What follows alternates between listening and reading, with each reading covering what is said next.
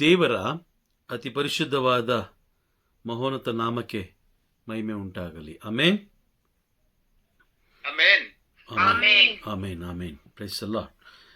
Okay, ನಾವು ಕಳೆದ ಕ್ಲಾಸ್ಗಳಲ್ಲಿ ದೇವರ ವಾಕ್ಯಕ್ಕೆ ನಮ್ಮ ಪ್ರತಿಕ್ರಿಯೆ ಹೇಗಿರಬೇಕು ಎಂಬುದಾಗಿ ನಾವು ತಿಳ್ಕೊಳ್ತಾ ಇದ್ದೋ. ದೇವರು ನಮ್ಮೊಂದಿಗೆ ಮಾತನಾಡುವ ಒಂದೊಂದು ವಾಕ್ಯಕ್ಕೂ ನಮ್ಮ ಪ್ರತಿಕ್ರಿಯೆ ಹೇಗಿರಬೇಕು. ಮೊದಲನೇದಾಗಿ ಪ್ರಾರಂಭದಲ್ಲಿ ನಾವು ತಿಳ್ಕೊಂಡು ಅದನ್ನ ಆಲಿಸಬೇಕು, ನಂತರ ಅದನ್ನ ಸ್ವೀಕರಿಸಿಕೊಳ್ಬೇಕು. ಎರಡನೇದಾಗಿ ಅದನ್ನು ನಾವು ಆಲಿಸಿ ಸ್ವೀಕರಿಸಿದ ಮೇಲೆ ಅದನ್ನು ನಂಬಬೇಕು, ಅಂದರೆ ಅದನ್ನ ವಿಶ್ವಾಸಿಸಬೇಕು. ದೇವರ ವಾಕ್ಯವನ್ನ ನಾವು ವಿಶ್ವಾಸಿಸಬೇಕು. ಆಮೇನ್, ಕರೆಕ್ಟಾ? ವಿಶ್ವಾಸಿಸಬೇಕು. ಏನು ಅಂತ ಹೇಳಿದ್ರೆ, ದೇವರು ನಮ್ಮೊಂದಿಗೆ ಯಾಕೆ ಮಾತನಾಡ್ತಾರಂದ್ರೆ ನಮ್ಮ ಆತ್ಮವನ್ನ ಸುರಕ್ಷಿತವಾಗಿಟ್ಟುಕೊಳ್ಳಲು, ನಮ್ಮ ಆತ್ಮವನ್ನ ಸುರಕ್ಷಿತವಾಗಿಟ್ಟುಕೊಳ್ಳಲು. Praise the Lord. ನೋಡಿ, ನಮ್ಮ ಆತ್ಮವನ್ನ ಸುರಕ್ಷಿತವಾಗಿಟ್ಟುಕೊಳ್ಳಲು ಪ್ರವಾದಿಗಳ ಮುಖಾಂತರ, ಕೆಲವು ಸಂತರುಗಳ ಮುಖಾಂತರ, ಕೆಲವು ಯಾಜಕರ ಮುಖಾಂತರ, ಕೆಲವು ಬೋಧಕರ ಮುಖಾಂತರ ದೇವರು ನಮಗೆ ಎಚ್ಚರಿಕೆ, ಪ್ರೈಸ್ ದಿ ಲಾರ್ಡ್, ಹೌದಾ, ನೀಡುತ್ತಾ ಇದ್ದಾರೆ. ಒಂದು ವಾಕ್ಯ ಓದೋಣ. ಓಷೇಯ ಪ್ರವಾದಿಯ ಗ್ರಂಥ 12ನೇ ಅಧ್ಯಾಯ ವಾಕ್ಯ 10 ಓದೋಣ. 12:10. ಓಷೇಯ ಪ್ರವಾದಿಯ ಗ್ರಂಥ 12ನೇ ಅಧ್ಯಾಯ ವಾಕ್ಯ 10. ಪ್ರವಾದಿಗಳೊಂದಿಗೆ ಮಾತನಾಡಿದ್ದೇನೆ, ಅವರಿಗೆ ಅವರಿಗೆ ಹಲವಾರು ದರ್ಶನಗಳನ್ನು ದಯಪಾಲಿಸಿದ್ದೇನೆ. ಅವರ ಮುಖಾಂತರ ಸಾಮರ್ಥ್ಯಗಳನ್ನು ಹೇಳಿ ಜನರಿಗೆ ಮುನ್ನೆಚ್ಚರಿಕೆ ನೀಡಿದ್ದೇನೆ. ಜನರು ಅಂದ್ರೆ ಯಾರು? ನಾವೇ ಅಲ್ವಾ? ನಾವೇ. ದೇವರು ನಮಗೆ ಮುನ್ನೆಚ್ಚರಿಕೆ ನೀಡ್ತಾ ಇದ್ದಾರೆ ಪ್ರತಿದಿನ. ಕಾರಣ, ಅವರು ಮುನ್ನೆಚ್ಚರಿಕೆ ನೀಡಲಿಕ್ಕೆ ಕಾರಣ ನಮ್ಮ ಆತ್ಮವನ್ನ ಹಾಗೂ ನಮ್ಮ ಕುಟುಂಬದಲ್ಲಿರುವ ಪ್ರತಿಯೊಂದು ಆತ್ಮಗಳನ್ನ ರಕ್ಷಿಸಿಕೊಳ್ಳಲಿಕ್ಕೆ. Praise the Lord. ಓಕೆ, ಮೊದಲನೇದಾಗಿ ವಾಕ್ಯಗಳನ್ನ ನಾವು ಸ್ವೀಕಾರ ಮಾಡಿಕೊಳ್ಬೇಕು. ಎರಡನೇದಾಗಿ ಅದನ್ನ ನಂಬಬೇಕು, ಅಂದ್ರೆ ಆ ವಾಕ್ಯಗಳನ್ನ ನಂಬಬೇಕು ಅಥವಾ ವಿಶ್ವಾಸಿಸಬೇಕು. ಮೂರನೇದಾಗಿ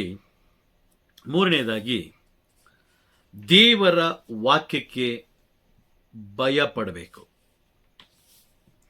ಅವ್ರು ಮಾತಾಡೋದು ತಮಾಷೆಗೆ ಅಲ್ಲವೇ ಅಲ್ಲ. Praise the Lord. ನಾವು ಆ ವಾಕ್ಯ ನುಡಿಯುವ ಆ ಒಂದು ಏನ್ ಹೇಳ್ತಾರೆ,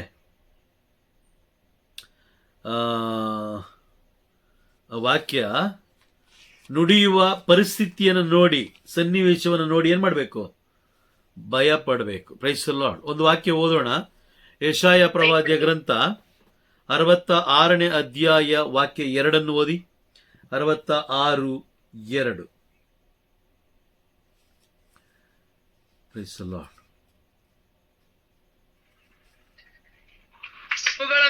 ಇವುಗಳನ್ನೆಲ್ಲ ನನ್ನ ಕೈಯೇ, ಹೌದು, ಇವುಗಳೆಲ್ಲ ಆದವು ನನ್ನಿಂದಲೇ. ವಿನಮ್ರನು, ಪಶ್ಚಾತ್ತಾಪ ಪಡುವವನು, ನನ್ನ ಮಾತಿನಲ್ಲಿ ಭಯಭಕ್ತಿಯುಳ್ಳವನು, ಇಂಥವರೇ ನನಗೆ ಮೆಚ್ಚುಗೆಯಾದವರು. Price the lord. ಇಲ್ಲಿ ವಾಕ್ಯ ಸ್ಪಷ್ಟವಾಗಿ ಹೇಳ್ತಾ ಇದೆ, ಭಯ ಭಕ್ತಿ ಉಳ್ಳವನು. ದೇವರ ವಾಕ್ಯಕ್ಕೆ ಏನ್ ಮಾಡ್ಬೇಕಂತೆ? ಭಯ ಪಡಬೇಕು. ಅರ್ಥ ಆಗ್ತಾ ಇದೆಯಾ? ಭಯ ಪಡಬೇಕು. ದೇವರ ವಾಕ್ಯಕ್ಕೆ ಭಯ ಪಡಬೇಕು. ಆದ್ರೆ ನಾವೇನ್ ಮಾಡ್ತೀವಿ? ಭಯ ಪಡ್ತಾ ಇದೀವ ದೇವರ ವಾಕ್ಯಕ್ಕೆ? ದೇವರ ವಾಕ್ಯಕ್ಕೆ ಯಾರು ಭಯ ಪಡ್ತಾ ಇದ್ದಾರಾ?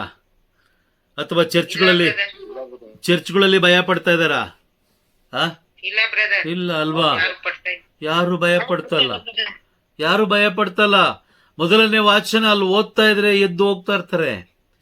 ಧ್ಯಾನ ಕುಟ್ಟಗಳಲ್ಲಿ ದೇವರ ವಾಕ್ಯ ಪ್ರಬೋಧನೆ ಕೊಡ್ತಾ ಇದ್ರೆ ಅವ್ರು ಎದ್ದು ಹೋಗ್ತಾ ಇರ್ತಾರೆ. ಯಾಜಕರು ಅಲ್ಲಿ ಪ್ರಬೋಧನೆ ಕೊಡ್ತಾ ಇರ್ತಾರೆ, ಎದ್ದು ಹೋಗ್ತಾ ಇರ್ತಾರೆ.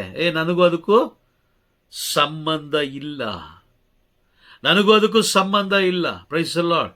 ಒಂದು ಸತ್ಯ ತಿಳ್ಕೊಳ್ಳಿ,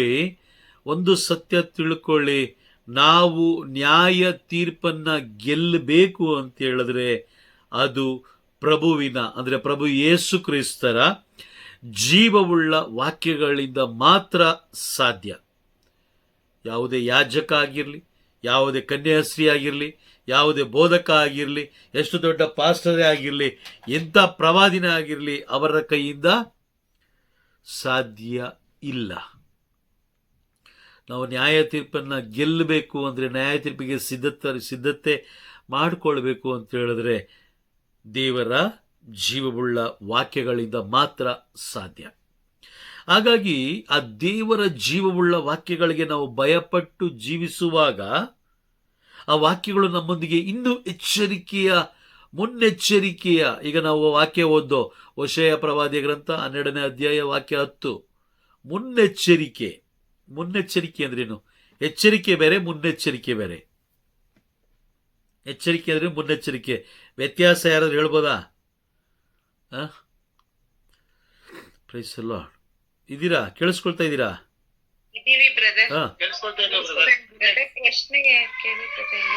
ಓಕೆ. ಎಚ್ಚರಿಕೆ ಹಾಗೂ ಮುನ್ನೆಚ್ಚರಿಕೆ ಇದೆರಡಕ್ಕೂ ವ್ಯತ್ಯಾಸ ಏನು? ಎಚ್ಚರಿಕೆ ತಕ್ಷಣ ಕೊಡೋದು, ಮುನ್ನೆಚ್ಚರಿಕೆ ತುಂಬಾ ದಿವಸ ಹಿಂದೆನೆ ಹೇಳ್ಬಿಟ್ಟಿರ್ತಾರೆ ಬ್ರದರ್ ಅದ್ರ ಬಗ್ಗೆ ಮುನ್ನೆಚ್ಚರಿಕೆ. ಆಮೇನ್ ಆಮೇನ್. ಎಚ್ಚರಿಕೆ ಅನ್ನೋದು ಆ ಕ್ಷಣದಲ್ಲಿ ಕೊಡುವಂಥದ್ದು, ಆ ಕ್ಷಣದಲ್ಲಿ ಕಣ್ಣು ಮುಂದೆ ಕೊಡುವಂಥದ್ದು. ಆದರೆ ಮುನ್ನೆಚ್ಚರಿಕೆ ಆ ರೀತಿಯಲ್ಲ, ಮುಂಚಿತವಾಗಿಯೇ ತಿಳಿಸಿರುವಂಥದ್ದು. ಆಮೇನ್. ಈಗ ನೋಡಿ, ಯೆಶಾಯ ಪ್ರವಾದಿ ಅಥವಾ ಹೋಶೇಯ ಪ್ರವಾದಿ ಇವರೆಲ್ಲ ಸುಮಾರು ವರ್ಷಗಳ ಹಿಂದೆ ಇದ್ದಂಥವ್ರು. ಆದರೆ ಎಚ್ಚರಿಕೆ ಈಗ ಯಾರಿಗೆ ಸಿಗ್ತಾ ಇದೆ? ನಮಗ್ ಸಿಗ್ತಾ ಇದೆ. Praise the Lord. ಮುಂಚಿತವಾಗಿಯೇ ತಿಳಿಸಿರುವಂಥದ್ದು. ಈಗ ಮುಂಚಿತವಾಗಿ ತಿಳಿಸಿರುವುದನ್ನು ನಾವು ನಿರ್ಲಕ್ಷ್ಯ ಮಾಡ್ಕೊಂಡು ಹೋದಾಗ ಏನಾಗ್ಬೋದು?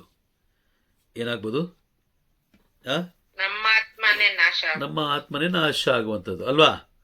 ದೇವರ ವಾಕ್ಯ ಹೇಳ್ತಾ ಇದೆ, ದೇವರ ವಾಕ್ಯಕ್ಕೆ ಭಯಭಕ್ತಿ ಉಳ್ಳವರಾಗಿರ್ಬೇಕು, ಅಂಥವರನ್ನೇ ದೇವರು ಮೆಚ್ಚುವಂಥದ್ದು. ಇಲ್ಲಿ ವಾಕ್ಯ ಸ್ಪಷ್ಟವಾಗಿದೆ, ಇಂಥವರೇ ನನಗೆ ಮೆಚ್ಚುಗೆಯಾದವರು. ದೇವರ ವಾಕ್ಯಕ್ಕೆ ಭಯಪಟ್ಟು ಜೀವಿಸುವವರು ಯಾರಿದಾರೋ ಅವರನ್ನ ದೇವರು ಏನ್ ಮಾಡ್ತಾರೆ? Price the Lord. ಓಕೆ, ಇನ್ನೊಂದು ವಾಕ್ಯ ಓದೋಣ. ಜ್ಞಾನೋಕ್ತಿಗಳ ಗ್ರಂಥ 29ನೇ ಅಧ್ಯಾಯ ವಾಕ್ಯ 18 ಓದಿ. 29:18. ಜ್ಞಾನೋಕ್ತಿ, book of proverbs chapter 29 versus 18. ಪ್ರವಾದನೆಗಳಿಲ್ಲದಿರುವಾಗ ಪ್ರಜೆಗಳು ಅಂಕಿ ಮೀರಿ ನಡೆಯುತ್ತಾರೆ, ಧರ್ಮಶಾಸ್ತ್ರ ಅನುಸಾರ ನಡೆಯುವವನು ಭಾಗ್ಯವಂತನು. ಪ್ರವಾದನೆಗಳು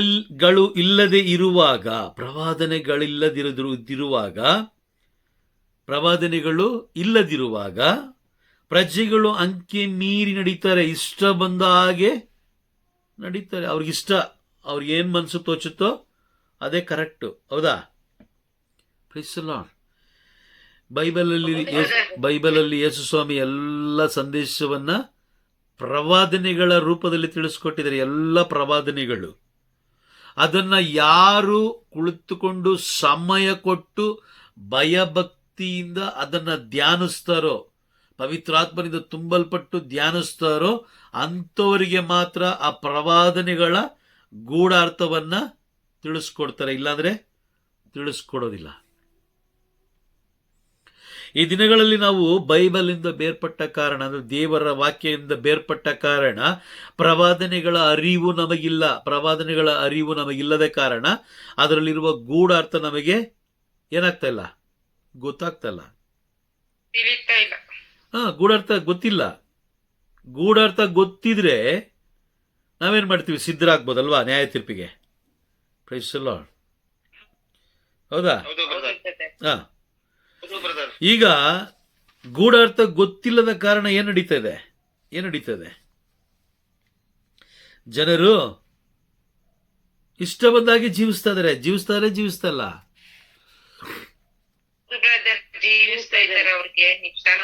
ಅವ್ರಿಗೆ ಏನ್ ಇಷ್ಟನೋ ಅದನ್ನೇ ಮಾಡ್ತಾ ಇದಾರೆ. ನೋಡಿ, ಒಂದು ಚರ್ಚ್ ಅಂತ ಬಂದಾಗ, ಒಂದು ದೇವಾಲಯ ಅಂತ ಬಂದಾಗ ಅಲ್ಲೊಂದು ದೊಡ್ಡ ಶಿಲುಬೆ ಇರುತ್ತೆ. ಹೌದಾ? ಶಿಲುಬೆ ಯಾವುದರ ಸಂಕೇತ? ಯಾವುದರ ಸಂಕೇತ? ಪ್ರಭು ಯೇಸು ಕ್ರಿಸ್ತ. ಹೌದು, ಪ್ರಭು ಯೇಸು ಕ್ರಿಸ್ತರಿಗೆ ಶಿಲುಬೆ ಅಂತ ಹೇಳೋದು. ಅವರೊತ್ತಿದ್ದಕ್ಕೆ ಶಿಲುಬೆ ಆಗಿದ್ದು. ಬಟ್ ಅದ್ರ ಸಂಕೇತ ಯಾವುದು? ಸಂಕೇತ ಶಿಲುಬೆ ರಕ್ಷಣೆಯ ಸಂಕೇತ ಅಲ್ವಾ? ಹೌದಾ? ಹೌದು ಹೌದು ಬ್ರದರ್. ಹೌದು ಬ್ರದರ್. ಕರೆಕ್ಟಾ? ಶಿಲುಬೆ ರಕ್ಷಣೆಯ ಸಂಕೇತ. ರಕ್ಷಣೆಯ ಸಂಕೇತ. ಒತ್ತಿದ್ಯಾರು? ರಕ್ಷಣೆ ನೀಡಿದ್ಯಾರು? ಪ್ರಭು ಯೇಸು ಕ್ರಿಸ್ತರು ಅಲ್ವಾ? ಪ್ರಭು ಯೇಸು ಕ್ರಿಸ್ತರು. ಕ್ರಿಸ್ತರು. ಪ್ರಭು ಯೇಸು ಕ್ರಿಸ್ತರು ಒತ್ತಂತಹ ಶಿಲುಬೆಯ ಚಿಹ್ನೆ, ಶಿಲುಬೆ ಆಲಯದ ಒಳಗಡೆ ಇದೆ. ಹಂಗಿದ್ರೂ ಕೂಡ ಜನರು ಏನ್ ಮಾಡ್ತಾರೆ? ದೇವರ ವಾಕ್ಯಕ್ಕೆ ಏನು ಭಯಭಕ್ತಿ ಇಲ್ಲದೆ ಮಿತಿ ಮೀರಿ ಶಿಲುಬೆಯ ಕೆಳಗಡೆ. ಸ್ವಲ್ಪ ಯೋಚನೆ ಮಾಡಿ. ದೇವರು ಮೋಶೆಯೊಂದಿಗೆ ಮಾತನಾಡೋದಕ್ಕಿಂತ ಮುಂಚಿತವಾಗಿ ಎಲ್ಲಿ ಪೊದೆಯ ಮುಖಾಂತರ ಮೊದಲನೇ ಮಾತಾಡಬೇಕಾದ್ರೆ ಹೇಳ್ತಾರೆ, ನೀನು ನಿಂತಿರುವ ಸ್ಥಳ ಪರಿಶುದ್ಧವಾದದ್ದು, ಹಾಗಾಗಿ ನಿನ್ನ ಪಾದರಕ್ಷೆಗಳನ್ನು ಹೊರಗೆ ಬಿಟ್ಟು ಬಾ. ಇದು ಯಾರು ಹೇಳುವಂಥದ್ದು? ಸರ್ವೇಶ್ವರ ಸ್ವಾಮಿ ಸರ್ವೇಶ್ವರ ಸ್ವಾಮಿ ಸರ್ವೇಶ್ವರ ಸ್ವಾಮಿ ಮೋಶೆಗೆ ಹೇಳುವಂಥದ್ದು ಅಲ್ವಾ? ಕರೆಕ್ಟಾ? ಹೌದು. ಮಾತಾಡಬೇಕಾದ್ರೆ ಅಲ್ಲಿ ಹೇಳ್ತಾರೆ, ನಾನು ನಿನ್ನ ಜೊತೆ ಮಾತಾಡಬೇಕು, ನಿನ್ನ ಪಾದರಕ್ಷೆಗಳನ್ನು ದೂರ ಇಟ್ಟು ಬಾ. ಓಕೆ, ಈಗ ಶಿಲುಬೆ ಇದೆ ಮುಂದೆ. ಅದಕ್ಕಿಂತ ಮುಂಚಿತವಾಗಿ ಬಲಿಪೀಠ ಇದೆ. ಬಲಿಪೀಠ ಯಾವುದು? ಅಬ್ರಾಹ್ಮ ಸಲ್ಲಿಸಿದ ಬಲಿ ಅಲ್ವಾ? ಬಲಿಪೀಠ ಇದೆ. ಹೌದು ಬ್ರದರ್. ಬಲಿಪೀಠ ಇದೆ. ಸಂತರುಗಳಿದ್ದಾರೆ, ಎಡಕ್ಕೆ ಬಲಕ್ಕೆ ಸಂತರುಗಳನ್ನ ಇಟ್ಟಿರ್ತಾರೆ. ಮತ್ತೆ ಜೀವವುಳ್ಳ ರೊಟ್ಟಿಯ ರೂಪದಲ್ಲಿರುವಂತಹ ಪ್ರಭು ಯೇಸು ಕ್ರಿಸ್ತರು ಎಲ್ಲಿರ್ತಾರೆ? ಎಲ್ಲಿ? ಪರಮಪ್ರಸಾದದ ಪೆಟ್ಟಿಗೆಯಲ್ಲಿ ಇರ್ತಾರೆ. ಹಾಗಿದ್ರೂ ಕೂಡ ಜನರು ಅಸಹ್ಯವಾದ ಬಟ್ಟೆಗಳನ್ನು ಹಾಕೊಂಡು, ಪಾದರಕ್ಷೆಗಳನ್ನು ಹಾಕೊಂಡು ಅಲ್ಲಿಗೆ ಬರ್ತಾರೆ ಅಂದ್ರೆ ಸ್ವಲ್ಪ ಯೋಚನೆ ಮಾಡಿ. ಅವರು ಮಿತಿಮೀರಿ ನಡೀತಾ ಇಲ್ವಾ?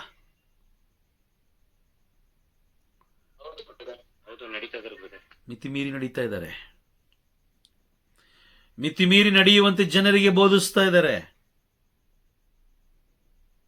Price the Lord. ನಮ್ಮ ಚರ್ಚಲ್ಲಿ ಹಂಗಲ್ಲ. ನಮ್ಮ ಚರ್ಚಲ್ಲಿ ನೇರವಾಗಿ ಹೇಳ್ತಾರೆ, ನಿನ್ನ ಪಾದರಕ್ಷೆಗಳನ್ನು ಹೊರಗಡೆ ಬಿಟ್ಟು ಬಾ. ಇದು ಚರ್ಚು, ಮಾರ್ಕೆಟ್ ಅಲ್ಲ. ನಮ್ಮ ಯಾಜಕರು ನೇರವಾಗಿ ಹೇಳ್ತಾರೆ, ಪಾದರಕ್ಷೆಗಳನ್ನು ಹೊರಗೆ ಬಿಟ್ಟು ಬನ್ನಿ, ತಲೆ ಮೇಲೆ ಬಟ್ಟೆ ಹಾಕೊಂಡು ಕುಳಿತುಕೊಳ್ಳಿ. ಪರಮಪ್ರಸಾದ ಸ್ವೀಕಾರ ಮಾಡ್ಕೊಳ್ಬೇಕಾದ್ರೆ ತಲೆ ಮೇಲೆ ಬಟ್ಟೆ ಹಾಕೊಂಡು ಬಂದ್ರೆ ಮಾತ್ರ ಪರಮಪ್ರಸಾದ, ಇಲ್ಲ ಅಂದ್ರೆ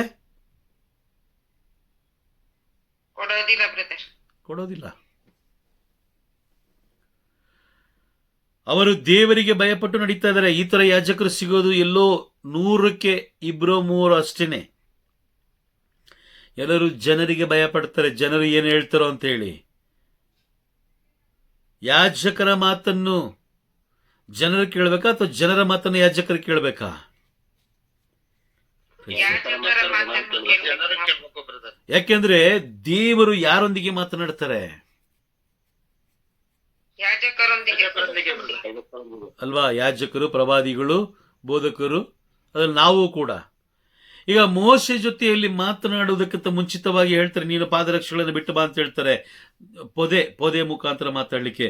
ಇಲ್ಲಿ ರಕ್ಷಣೆಯ ಚಿಹ್ನೆ ಆಗಿರುವಂತಹ ಶಿಲುಬೆ ಇದೆ, ಜೀವವುಳ್ಳ ಸ್ವರ್ಗದಿಂದ ಇಳಿದು ಬಂದಂತಹ ರೊಟ್ಟಿ ಇದೆ, ಅಬ್ರಹಾಮನು ಸಲ್ಲಿಸಿದ ಬಲಿಪೀಠ ಇದೆ. ಇದು 3 ಇದೆ. ಅದಾದ್ಮೇಲೆ ದೇವಾಲಯದ ಒಳಗಡೆ ಸಂತರುಗಳಿದ್ದಾರೆ. ಅಲ್ಲಿ ಎಷ್ಟು ಭಯಭಕ್ತಿ ಉಳ್ಳವರಾಗಿರ್ಬೇಕು ನಾವು, ಹೇಳಿ ನೋಡೋಣ. ಎಷ್ಟು ಭಯಭಕ್ತಿ ಉಳ್ಳವರಾಗಿರ್ಬೇಕು? ಹೌದಾ? ಕರೆಕ್ಟ್. ತುಂಬಾ ಭಯಭಕ್ತಿ ಉಳ್ಳವರಾಗಿರ್ಬೇಕು. ತುಂಬಾ ಭಯಭಕ್ತಿ ಉಳ್ಳವರಾಗಿರ್ಬೇಕು. ಏಕೆ ಅಂತ ಹೇಳಿದ್ರೆ ದೇವರು ಏನ್ ಮಾಡ್ತಾರೆ? ಭಯಭಕ್ತಿ ಉಳ್ಳವರನ್ನ ನೋಡಿ ಮೆಚ್ಚುತ್ತಾರೆ. ವಾಕ್ಯದ ಪ್ರಕಾರ ಯೆಶಾಯ ಪ್ರವಾದಿಯ ಗ್ರಂಥ 66ನೇ ಅಧ್ಯಾಯ ವಾಕ್ಯ 2 ನುಡಿಯುವ ಹಾಗೆ, ಭಯಭಕ್ತಿ ಭಯಭಕ್ತಿ ಉಳ್ಳವರಾಗಿರುವ ವ್ಯಕ್ತಿಗಳನ್ನು ನೋಡಿ ಮೆಚ್ಚುತ್ತಾರೆ. ಮೆಚ್ಚಿದ ಮೇಲೆ ಅವರು ಸುಮ್ಮನೆ ಇರ್ತಾರೆ ಅನ್ಕೊಂಡಿದ್ದೀರಾ? ಮೆಚ್ಚಿದ ದೇವರು ನಮ್ಮನ್ನು ಮೆಚ್ಚಿದ್ರು ಅಂತ ತಿಳ್ಕೊಳ್ಳೋಣ. ಒಬ್ಬ ವ್ಯಕ್ತಿಯನ್ನು ಮೆಚ್ಚಿದ ಮೇಲೆ ಅವರು ಸುಮ್ಮನೆ ಇರ್ತಾರೆ ಅನ್ಕೊಂಡಿದ್ದೀರಾ?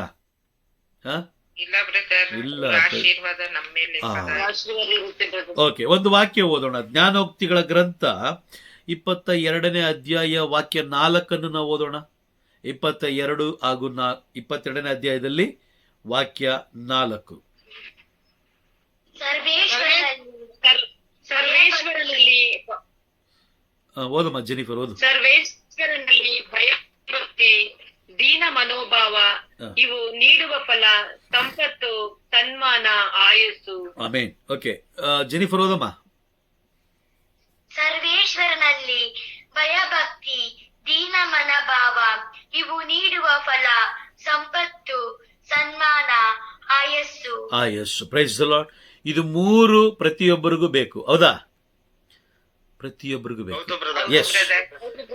ಸಂಪತ್ತು, ಅದು ಯಾವ ಸಂಪತ್ತು? ಪರಲೋಕದ ಸಂಪತ್ತು ಪ್ರತಿಯೊಬ್ಬರಿಗೂ ಬೇಕು. ಲೋಕದ ಸಂಪತ್ತಿಗಿಂತ ಪರಲೋಕದ ಸಂಪತ್ತು ಅತಿ ಮುಖ್ಯವಾದದ್ದು. ಪರಲೋಕದ ಸಂಪತ್ತು ಹಾಗೂ ಸನ್ಮಾನ, ದೇವರಿಂದ ಸನ್ಮಾನ, ಮನುಷ್ಯರಿಂದ ಅಲ್ಲ. ಹಾಗೂ ಆಯಸ್ಸು ನೀಡೋದು ಯಾರು? ಅದು ಕೂಡ ದೇವರೇ, ಹೌದಾ? ದೇವರೇ ಬ್ರದರ್. ಹೌದು. ಸಂಪತ್ತು, ಸನ್ಮಾನ, ಆಯುಷ್, ಇದು 3 ಪ್ರತಿಯೊಬ್ಬ ವ್ಯಕ್ತಿಗೂ ಬೇಕೇ ಬೇಕು. ಹಾಗಾಗಿ ಯಾರಿಗೆ ದೇವರು ಕೊಡ್ತಾರೆ ಅಂತ ಹೇಳಿದ್ರೆ, ಯಾರು ದೇವರಲ್ಲಿ ಅಂದ್ರೆ ಸರ್ವೇಶ್ವರ ಸ್ವಾಮಿಯಲ್ಲಿ ಭಯಭಕ್ತಿ ಉಳ್ಳವರಾಗಿರ್ತಾರೋ, ಅವರ ವಾಕ್ಯಗಳಿಗೆ ಭಯಭಕ್ತಿ ಉಳ್ಳವರಾಗಿ ನಡ್ಕೊಳ್ತಾರೋ ಅವರನ್ನ ದೇವರು ಇಷ್ಟಪಡ್ತಾರೆ. ಇಷ್ಟಪಟ್ಟ ಮೇಲೆ ಅವರಿಗೆ ಆಶೀರ್ವಾದವನ್ನು ಕೊಡ್ತಾರೆ. ಸ್ವರ್ಗದ ಸಂಪತ್ತು, ಸ್ವರ್ಗದಲ್ಲಿ ಸನ್ಮಾನ ಹಾಗೂ ಆಯುಷನ್ನು ಕೂಡ ಅವರು ನೀಡ್ತಾರೆ. ಈಗ ಅರ್ಥ ಆಯ್ತಾ? ವಾಕ್ಯವನ್ನು ನೋಡಿದ ತಕ್ಷಣ ಯಾಕೆ ನಾವು ಭಯಭಕ್ತಿ ಉಳ್ಳವರಾಗಿರಬೇಕು ಅಂತ ಗೊತ್ತಾಯ್ತಾ? ಅರ್ಥ ಆಯ್ತು ಬ್ರದರ್. Price the lord. ಆದ್ರೆ ಸೈತಾನ ಬಿಡ್ತಾನೆ ಅನ್ಕೊಂಡಿದ್ದೀರಾ? ಅಥವಾ ಸೈತಾನ ವ್ಯಕ್ತಿಗಳು ಬಿಡ್ತಾರೆ ಅನ್ಕೊಂಡಿದ್ದೀರಾ? ನಮ್ಮ ಇಲ್ಲ ಬ್ರದರ್. ಸುಮಾರು ವರ್ಷಗಳ ಹಿಂದೆ ಒಬ್ರು ಗುರುಗಳು ಅಂದ್ರೆ ಒಬ್ಬರು ಯಾಜಕರು ನನಗೆ ಫೋನ್ ಮಾಡಿ ಮಾತಾಡಿದ್ರು. ಅದು ಇನ್ನೂ ನೆನಪಿದೆ ನೋಡಿ ನನಗೆ.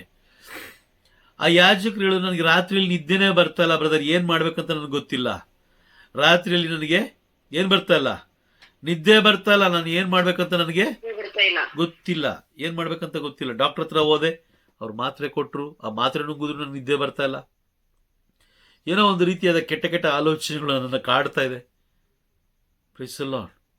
ಆಗ ನಾನು ಹೇಳಿದೆ, ನೀವು ಎಷ್ಟು ಗಂಟೆಗೆ ಮಲಗ್ತೀರಾ ಫಾದರ್? ನಾನು ಸುಮಾರು 9 ಗಂಟೆಗೆಲ್ಲ ಮಲಗಿಬಿಡ್ತೀನಿ. ಕೆಲವು ಬಾರಿ ನಿದ್ದೆ ಬರುತ್ತೆ. ನಿದ್ದೆ ಮಲಗಿದ್ರು ರಾತ್ರಿ 11 ಗಂಟೆ 12 ಗಂಟೆಗೆ, ಅಂದರೆ ಒಂದು 2-3 ಗಂಟೆಗಳ ಕಾಲ ಮಲಗ್ತೀನಿ. ಅದಾದಮೇಲೆ ನನಗೆ ನಿದ್ದೆ ಬರೋದೇ ಇಲ್ಲ. ಬೆಳಗಿನ ಜಾವ ತನಕ ನಿದ್ದೆ ಬರೋದಿಲ್ಲ. ಬಲಿಪೂಜೆಲಿ ಕೂತ್ಕೊಂಡ್ರೆ ನನಗೆ ತೂಕಡಿಕೆ ಬರ್ತಾ ಇದೆ ಅಂತ ಹೇಳಿದ್ರು. ಆಗ ನಾನು ಹೇಳಿದೆ, ನಿಮ್ಮ ಹವ್ಯಾಸ ಏನು? ಊಟ ಮಾಡ್ತೀರಾ, ನಂತರ ಸ್ವಲ್ಪ ವಾಕ್ ಮಾಡ್ತೀರಾ, ಹೋಗಿ ಮಲಗ್ತೀರಾ. ನಾನು ಹೇಳಿದೆ, ಮಲಗೋದಕ್ಕಿಂತ ಮುಂಚಿತವಾಗಿ ಒಂದು 15-20 ನಿಮಿಷ ನೀವು ಬೈಬಲ್ ಓದಲಿಕ್ಕೆ ಅಭ್ಯಾಸ ಮಾಡ್ಕೊಳ್ಳಿ. ಬೈಬಲ್ ಓದುವುದನ್ನ ಅಭ್ಯಾಸ ಮಾಡ್ಕೊಳ್ಳಿ. ಅವ್ರು ಏನ್ ಮಾಡಿದ್ರು ಅಂತ ಹೇಳಿದ್ರೆ, ಮೊದಲನೇ ದಿನ ಅವರು ಬೈಬಲ್ ಓದಲಿಕ್ಕೆ ಪ್ರಾರಂಭ ಮಾಡಿದ್ರು. ಅವ್ರಿಗೇನು ಅನ್ನಿಸ್ಲಿಲ್ಲ. 2ನೇ ದಿನ ಬೈಬಲ್ ಓದಲಿಕ್ಕೆ ಪ್ರಾರಂಭ ಮಾಡಿದ್ರು. 3ನೇ ದಿನ ಹಂಗೆ ದಿನಗಳು ಕಳೀತಾ ಅವರಿಗೆ ನಿದ್ದೆ ಬರಲಿಕ್ಕೆ ಸ್ಟಾರ್ಟ್ ಆಯ್ತು. ಅವ್ರು ರಾತ್ರಿ 9 ಅಂದರೆ ಅವ್ರು 8:00 ಬೈಬಲ್ ಓದೋದು ಸ್ಟಾರ್ಟ್ ಮಾಡಿದ್ರು. 9 ಗಂಟೆ ಗಂಟೆ ಬೈಬಲ್ ಓದೋರು. 9 ಕಾಲಗಳಲ್ಲಿ ನಿದ್ದೆ ಬರ್ತಾ ಇತ್ತು. ಅವ್ರು ಮಲಗ್ತಾ ಇದ್ರು. ಬೆಳಗಿನ ಜಾವ ತನಕ ಅವ್ರು ಎದ್ದೇಳ್ತಾರಿಲ್ಲ. ಒಳ್ಳೆ ನಿದ್ದೆ ಬರ್ತಾ ಇತ್ತು. ಈಗ ದೇವರ ವಾಕ್ಯವನ್ನ ಅತಿ ಹೆಚ್ಚು ಭಯಪಟ್ಟಿದ್ಯಾರು ಇಲ್ಲಿ? ದೇವರ ವಾಕ್ಯವನ್ನು ಭಯಪಟ್ಟಿದ್ಯಾರು? ಸೈತಾನ. ಅರ್ಥ ಆಗ್ತಾ ಇದೆಯಾ? ಅತಿ ಹೆಚ್ಚು ಭಯಪಟ್ಟಿದ್ಯಾರು? ಸೈತಾನ. ಯಾಕೆ? ಈಗ ಅವ್ರೇನಾದ್ರೂ ಭಯ ಪಟ್ಬಿಟ್ರೆ, ಈ ವಾಕ್ಯಗಳನ್ನ ಅವ್ರೇನಾದ್ರು ಕೇಳಿಸ್ಕೊಂಡ್ರೆ, ಆ ವಾಕ್ಯದ ಪ್ರೀತಿಯನ್ನು ಅವರು ಸೌದ್ರೆ, ಯಾವ ವ್ಯಕ್ತಿ ದೇವರ ವಾಕ್ಯವನ್ನು ಓದ್ತಾನೋ ಆ ವಾಕ್ಯದ ಪ್ರೀತಿಯನ್ನು ಅವನು ಸವಿತಾನೆ. ಸೌದ ಅಂತ ಹೇಳಿದ್ರೆ ದೇವರು ಇಲ್ಲಿ ಕೆಲವು ಸಂಪತ್ತು ನೀಡ್ತಾರೆ, ಹಾಗೂ ಸನ್ಮಾನ ನೀಡ್ತಾರೆ, ಆಯುಷನ್ನು ನೀಡ್ತಾರೆ. ಇದು ಯಾವುದು ಸೈತಾನನಿಗೆ ಇಷ್ಟ ಇಲ್ಲ, ಆಗೋಲ್ಲ ಬ್ರದರ್. ಇಷ್ಟ ಆಗೋದಿಲ್ಲ. ಇದೆಲ್ಲ ಯಾರಿಗೆ ಬೇಕು ಅಂತ ಅವನು ಬಯಸಿದ್ದು? ನನಗೆ ಬೇಕು. ಅವನಿಗೆ ಬೇಕಾಗಿದ್ದನ್ನ ದೇವ್ರೇನ್ ಮಾಡಿದ್ರು? ಅಲ್ಲಿಂದ ಕಿತ್ತು ನಮಗೆ ಕೊಡ್ತಾ ಇದ್ದಾರೆ. Praise the Lord. ಅರ್ಥ ಆಗ್ತದೆ ಈಗ? ನೋಡಿ, ನೀವು ಯಾವಾಗ ಬೈಬಲ್ ಓದಕ್ ಕುತ್ಕೊಳ್ತೀರೋ ಆಗ ನಿಮಗೆ ನಿದ್ದೆ ಪ್ರಾರಂಭ ಆಗುತ್ತೆ, ಆಕಳಿಕೆ ಬರುತ್ತೆ. ನೋಡಿದೀರಾ? ಕೆಲವು ಧ್ಯಾನಕೂಟಗಳನ್ನ ನೋಡಿದ್ದೀನಿ, ಹೌದು ಬ್ರದರ್. ಧ್ಯಾನಕೂಟಗಳನ್ನ ನೋಡಿದ್ದೀನಿ. ಏನ್ ಗೊತ್ತಾ? ಯಾವಾಗ ನಾವು ದೇವರ ವಾಕ್ಯವನ್ನ ಪ್ರಾರಂಭ ಮಾಡ್ತೀವೋ ತನ್ನಷ್ಟಕ್ಕೆ ತಾನೇ ಅವರಿಗೆ ಆಕಳಿಕೆ. ನಮ್ಮ ಮುಂದೆನೆ ಕುಳಿತಿರ್ತಾರೆ. ಅವ್ರಿಗೆ ಆಕಳಿಕೆ ಬರುತ್ತೋ ಇಲ್ಲೋ ಗೊತ್ತಿಲ್ಲ, ನಮಗೆ ಬರೋ ತರ ಮಾಡ್ಬಿಡ್ತಾರೆ. ಸೈತಾನನಿಗೆ ಅಷ್ಟು ಭಯ ಇದೆ ದೇವರ ಜೀವವುಳ್ಳ ವಾಕ್ಯಗಳ ಮೇಲೆ. ಆಮೇನ್. ಆಮೇನ್. ಅದಕ್ಕೋಸ್ಕರನೇ ನಾವು ಅತಿ ಹೆಚ್ಚು ಕಾಲ, ಹೆಚ್ಚು ಸಮಯ ದೇವರ ಜೀವವುಳ್ಳ ವಾಕ್ಯಗಳಲ್ಲಿ ನಾವು ಜೀವಿಸಬೇಕು. ಎಲ್ಲ ಸಂತರು ಅದರಲ್ವಾ? ಅನೇಕ ಸಂತರುಗಳು ನಮಗೆ ಗೊತ್ತಿದೆ. ಈ ಸಂತರುಗಳೆಲ್ಲ ಏನು ಕುಸ್ತಿ ಫೈಟ್ ಮಾಡಿ ಸಂತರಾದ್ರ, ಅಥವಾ ಒಲಿಂಪಿಕ್ ಗೇಮ್ಸ್ ಅಲ್ಲಿ ಏನಾದ್ರು ಗೆದ್ದು ಸಂತರಾದ್ರ, ಇಲ್ಲ ಬ್ರದರ್. ಅಥವಾ ದೇಶಕ್ಕೋಸ್ಕರ ಹೋರಾಡಿನ ಸಂತರಾದ್ರ? ಇಲ್ಲ ಬ್ರದರ್. ಮತ್ತೆ ಅವ್ರು ಹೇಗೆ ಸಂತರಾದ್ರು? ಅವ್ರು ಸಂತರಾಗ್ಲಿಕ್ಕೆ ಕಾರಣ ಬೇಕಲ್ಲ, ಒಂದು ಮಾರ್ಗ ಬೇಕಲ್ಲ. Praise the Lord. ಅವರು ದೇವರ ಮಾರ್ಗವನ್ನು ಹಿಡಿದ್ರು ಬ್ರದರ್. ದೇವರ ವಾಕ್ಯದ ಮಾರ್ಗವನ್ನ ಹಿಡಿದ್ರು, ದೇವರ ವಾಕ್ಯವನ್ನ ಅನುಸರಿಸಿದ್ರು ಅವರು. ಹಾಗಾಗಿ ಸಂತರಾದ್ರು. ಈ ದಿನಗಳಲ್ಲಿ ನಮ್ಮ ಪ್ಯಾರಿಶ್ಗಳಲ್ಲಿ, ಅಂದ್ರೆ ನಮ್ಮ ಧರ್ಮ ಕೇಂದ್ರಗಳಲ್ಲಿ ಎಷ್ಟು ಜನ ದೇವರ ವಾಕ್ಯಗಳನ್ನ ವಿಶ್ವಾಸಿಸ್ತಾರೆ? ಎಷ್ಟು ಜನ ದೇವರ ವಾಕ್ಯಗಳನ್ನ ಓದ್ತಾರೆ? ಎಷ್ಟು ಜನ ನೀವು ನೋಡಿದಾಗೆ ರೋಮನ್ ಕಥೋಲಿಕ ಕ್ರೈಸ್ತರು ಬೈಬಲ್ನ ಕೈಯಲ್ಲಿ ಹಿಡ್ಕೊಂಡು ಚರ್ಚ್ ಒಳಗಡೆ ಬಂದಿರೋ ಇತಿಹಾಸ ಎಲ್ಲರೂ ನೋಡಿದ್ದೀರಾ? ಇಲ್ಲ ಬ್ರದರ್. ರೋಮನ್ ಕಥೋಲಿಕ ಕ್ರೈಸ್ತರು ಬೈಬಲ್ನ ಕೈಯಲ್ಲಿ ಹಿಡ್ಕೊಂಡು ಬಂದು ಕುಳಿತುಕೊಂಡು ಅಲ್ಲಿ ಮೊದಲನೇ ವಾಚನ ಓದಬೇಕಾದ್ರೆ ಇಲ್ಲೂ ಅವರು ಬೈಬಲ್ನ ಓಪನ್ ಮಾಡಿ ಆ ಬೈಬಲನ್ನು ತೆರೆದಿಟ್ಟು ಅವರು ಓದಬೇಕಾದ್ರೆ ಇವರು ಅವರ ಜೊತೆ ಸೇರಿ ಕುಳಿತುಕೊಂಡು ಓದಿರೋದನ್ನ ನೀವೆಲ್ಲಾದ್ರೂ ನೋಡಿದ್ದೀರಾ? ಇಲ್ಲವೇ ಇಲ್ಲ. ಇಲ್ಲ ಬ್ರದರ್. ಇಲ್ಲ. ಎರಡನೇ ವಾಚನೂ ಇಲ್ಲ. ಯಾಜಕರು ಶುಭ ಸಂದೇಶ ಓದಬೇಕಾದ್ರೆ ಅಲ್ಲೂ ಕೂಡ ಇಲ್ಲ, ಅಲ್ವಾ? Praise the Lord. ಹೌದು.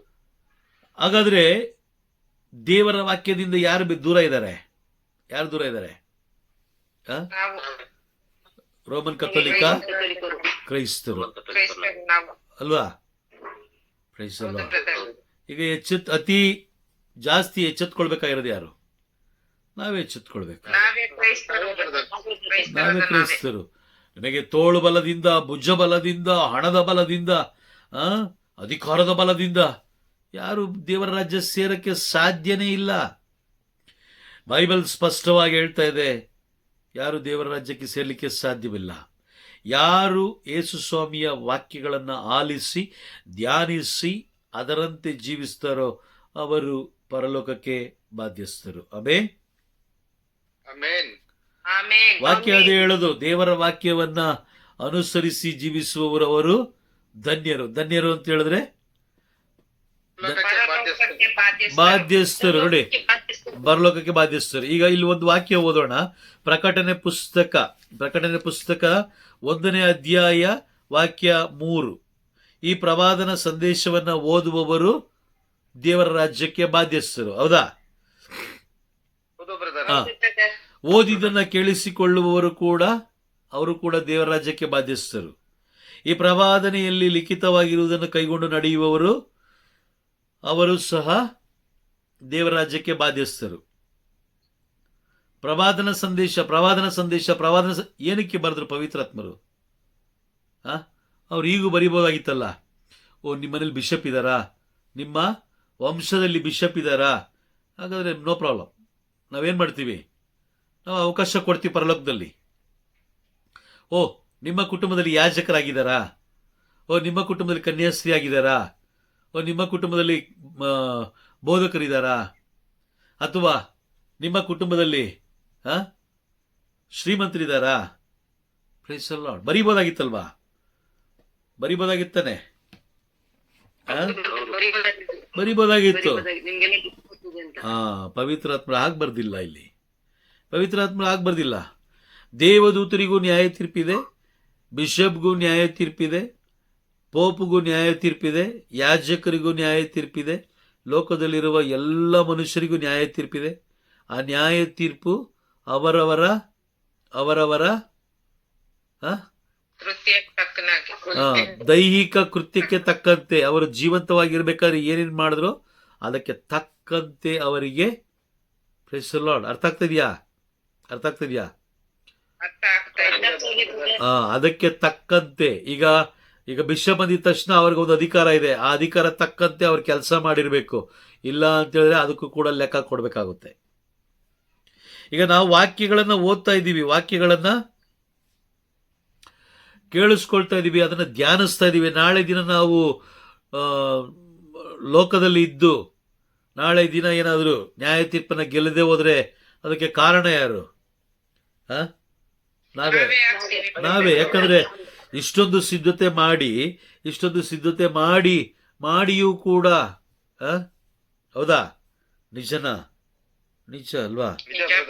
Price the Lord. ಒಂದು ವಾಕ್ಯ ಇದೆ ನೋಡಿ, ಒಂದು ವಾಕ್ಯ ಇದೆ, ಯಾವುದು? ಜ್ಞಾನೋಕ್ತಿಗಳ ಗ್ರಂಥ 28ನೇ ಅಧ್ಯಾಯ 13ನೇ ಅಧ್ಯಾಯ 13ನೇ ವಾಕ್ಯವನ್ನು ಓದಿ. 13. ದೇವ ವಾಕ್ಯವನ್ನು ಉಲ್ಲಂಘಿಸುವವನು ನಾಶವಾಗುವನು, ಆಜ್ಞೆಯನ್ನು ನಿಷ್ಠೆಯಿಂದ ಪಾಲಿಸುವವನು ಫಲ ಪಡೆಯುವನು. ಈಗ ನಮ್ಗೆ ಅರ್ಥ ಆಗ್ತಾ ಇದೆಯಾ? ಯಾರು ಓದಿದ್ರು ಅರ್ಥ ಆಗುತ್ತೆ, ಅರ್ಥ ಆಗಲ್ವಾ? ಏನ್ ಅರ್ಥ ಆಯ್ತು? ಆ ಥರದ್ದು ಏನ್ ಅರ್ಥ ಆಯ್ತು? ಈಗ ನಾನು ಓದ್ತೀನಿ, ಆಮೇಲೆ ನೀವು ಹೇಳಿ ನಿಮ್ಗೇನು ಅರ್ಥ ಆಯ್ತು. ನೀವು ಓದಿ, ನೀವು ಹೇಳಿ ಆಮೇಲೆ. ಜ್ಞಾನೋಕ್ತಿಗಳ ಗ್ರಂಥ 13ನೇ ಅಧ್ಯಾಯ ವಾಕ್ಯ 13. ದೇವ ವಾಕ್ಯವನ್ನು ಉಲ್ಲಂಘಿಸುವವನು ನಾಶವಾಗುವನು, ಆಜ್ಞೆಯನ್ನು ನಿಷ್ಠೆಯಿಂದ ಪಾಲಿಸುವವನು ಫಲ ಪಡೆಯುವನು. ಏನರ್ಥ ಆಯ್ತು ನಿಮಗೆ? ಏನರ್ಥ ಆಯ್ತು? ಇದು ಒಬ್ಬೊಬ್ರು ಹೇಳಿ, ಯಾರೋ ಒಬ್ರು ಹೇಳಿ. ಎಸ್ ಮೋತಿ ಸಿಸ್ಟರ್, ನೀವ್ ಹೇಳಿ. ದೇವರ ವಾಕ್ಯವನ್ನು ಮೀರುವವನು, ದೇವರ ವಾಕ್ಯವನ್ನು ಉಲ್ಲಂಘಿಸುವವನು ನಾಶವಾಗುವನು, ಆಜ್ಞೆಯನ್ನು ನಿಷ್ಠೆಯಿಂದ ಆಜ್ಞೆಯನ್ನ ಪಾಲಿಸುವವನು, ಕೇಳಿದ್ದನ್ನು ಪಾಲಿಸುವವನು, ದೇವರಿಗೆ ಭಯಪಟ್ಟು ನಡೆಯುವವನು ಫಲ ಪಡೆಯುವನು ಅಂತ ಅರ್ಥ ಆಗ್ತದೆ. ಹೌದು. ಈಗ ನಾನು ಓದಿದ್ದೆ, ನೀವು ಓದಿ ಹೇಳಿದ್ರಿ ಅಲ್ವಾ? ನಿಮಗೇನ್ ಅರ್ಥ ಆಯ್ತು? ದೇವರ ವಾಕ್ಯವನ್ನ ಉಲ್ಲಂಘಿಸುವವನು ನಾಶವಾಗ್ತಾನೆ, ಆಜ್ಞೆ ನಿಷ್ಠೆಯಿಂದ ಪಾಲಿಸುವವನು ಫಲ ಪಡಿತಾನೆ. ನಿಮ್ಗೇನ್ ಅರ್ಥ ಆಯ್ತು? ಬ್ರದರ್, ನಾವು ದೇವರ ವಾಕ್ಯ ಪಾಲಿಸದೆ ಹೋದ್ರೆ ನಾವು ನರಕಕ್ಕೆ ಸೇರ್ತೀವಿ, ಒಳ್ಳೆ ಫಲ ಕೊಟ್ರೆ ದೇವರ ರಾಜ್ಯದಲ್ಲಿ ಇರ್ತೀವಿ ಅಂತ ಅರ್ಥ ಆಯ್ತು. ಇಲ್ಲಿ ನಮ್ಗೆ ಕಾಣ್ತಾ ಇದೆಯಾ ನರಕ ಕಾಣ್ತಾ ಇದೆಯಾ? ಕಾಣ್ತಾ ಇದೆ ಬ್ರದರ್. ಅದನ್ನ ಉಲ್ಲಂಘಿಸಿ ಅದು ಅಗೇನ್ಸ್ಟ್ ಆಗಿ ಹೋದ್ರೆ ಖಂಡಿತವಾಗ್ಲೂ ನಮ್ಮ ಆತ್ಮ ನಾಶ ಆಗಿ ನಾವು ನರಕಕ್ಕೆ ಹೋಗ್ತೀವಿ. ದೇವರ ವಾಕ್ಯದಂತೆ ನಾವು ನಡೆದ್ರೆ, ಸತ್ಯ ಆದಿ ಹೋದ್ರೆ ನಾವು ಸ್ವರ್ಗ ಲೋಕ ದೇವರ ರಾಜ್ಯ ಸೇರ್ತೀವಿ, ನಮ್ಮ ಆತ್ಮ ಇರುತ್ತೆ. Yes, okay. ಎಷ್ಟು ಜನಕ್ಕೆ ನರಕ ಕಾಣ್ತಾ ಇದೆ ಇಲ್ಲಿ? ಎಷ್ಟು ಜನಕ್ಕೆ ನರಕ ಕಾಣ್ತಾ ಇದೆ? ಕಾಣ್ತಾ ಇದೆ ಬ್ರದರ್. ನರಕ ಎರಡು ನಮ್ಮ ಮುಂದೆ ಇದೆ. ಓಕೆ, ಬೇರೆ ಯಾರು ಕಾಣಿಸ್ತದೆ ನರಕ? ಇಷ್ಟು ಜನ ಇದ್ದೀರಲ್ಲ, ಮಾತಾಡ್ಬೋದಲ್ವಾ? ನಾವ್ ಯಾವಾಗ ದೇವ್ರ ವಾಕ್ಯ ನಿರಾಕರಿಸ್ತೀವಿ ಅವಾಗೆಲ್ಲಾನು ನರ್ಕ ನಮ್ಗೆ ಗ್ಯಾರಂಟಿ ಅನ್ಸುತ್ತೆ. ಓಕೆ, ಬೇರೆಯವರು ಕಾಣಿಸ್ತಾ ಇದೆಯಾ ವಾಕ್ಯದ ಪ್ರಕಾರ? ದೇವರ ವಾಕ್ಯವನ್ನು ಉಲ್ಲಂಘನೆ ಮಾಡೋದ್ರಿಂದ ನಾಶವಾಗ್ತೀವಿ ಅಂತ ಇದೆ ಬ್ರದರ್. ನಾಶ ಅಂದ್ರೆ ನರಕದ ಮಾರ್ಗಕ್ಕೆ ಹೋಗ್ತೀವಿ ಅಂತ. ದೇವರ ಆಜ್ಞೆಯನ್ನು ನಿಷ್ಠೆಯಿಂದ ಪಾಲಿಸುವವರು ಫಲ ಪಡಿತಾರೆ. ಫಲ ಅಂದ್ರೆ ಸಂಪತ್ತು, ಸನ್ಮಾನ, ಆಯಸ್ಸು ಎಂಬ ಫಲಗಳನ್ನು ಪಡಿತಾರೆ ಅಂತ ಬ್ರದರ್. ಆಮೇನ್. ಓಕೆ, ಬೇರೆ ಯಾರು ಕಾಣಿಸ್ತಾ ಇದೆ ನರಕ?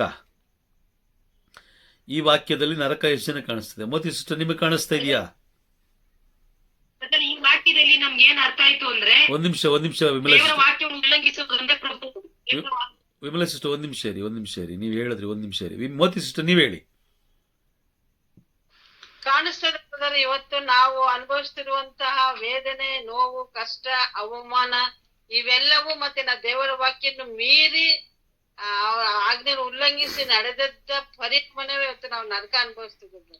ಇದಕ್ಕಿಂತ ನರಕ ಎಲ್ಲಿದೆ ಬ್ರದರ್? ಈಗ ನಾವು ಅನುಭವಿಸ್ತಿದ್ದೀವಿ ನರಕನೇ. ಓಕೆ, ಸಹಾಯ ಮೇರಿ ಸಿಸ್ಟರ್, ನೀವೇನು ಹೇಳಕ್ ಬಂದ್ರಿ? ನರಕ ಕಾಣಿಸ್ತಾ ಇದೆ ಈ ವಾಕ್ಯದಲ್ಲಿ?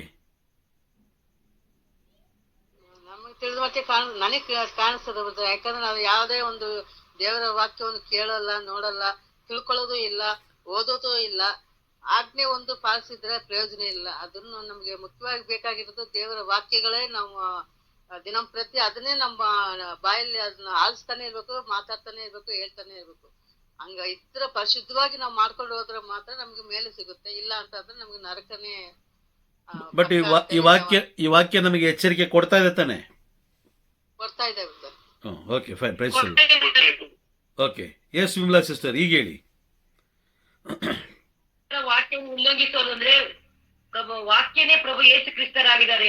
ಅವರನ್ನು ನಾವು ನಿರಾಕರಿಸಿದ್ರೆ ನಾವು ನರಕಕ್ಕೆ ಹೋಗೋದು ಗ್ಯಾರಂಟಿ.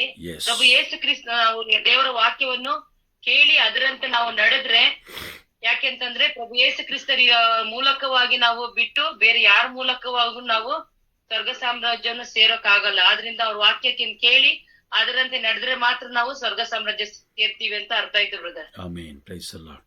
ವಾಕ್ಯ ಅಂದ್ರೆ ಯಾರು? ವಾಕ್ಯ ಅಂದ್ರೆ ಯಾರು? ಪ್ರಭು ಯೇಸು ಕ್ರಿಸ್ತರು ಅಲ್ವಾ? ಯೋಹಾನ 1ನೇ ಅಧ್ಯಾಯ ವಾಕ್ಯ 1 ಹೇಳುತ್ತೆ, ಜಗತ್ತು ಉಂಟಾಗ ಮೊದಲೇ ವಾಣಿ ಎಂಬುವರಿದ್ದರು. ವಾಣಿ ಯಾವುದು? ಪ್ರಭು ಯೇಸು ಕ್ರಿಸ್ತರು ಅಲ್ವಾ? ಓಕೆ, ಈಗ ನೀವು ದೇವರ ವಾಕ್ಯವನ್ನ ತಿರಸ್ಕಾರ ಮಾಡ್ತಾ ಇದ್ದೀರಾ ಅಂದ್ರೆ ಯಾರನ್ನ ತಿರಸ್ಕಾರ ಮಾಡ್ತಾ ಇದ್ದೀರಾ?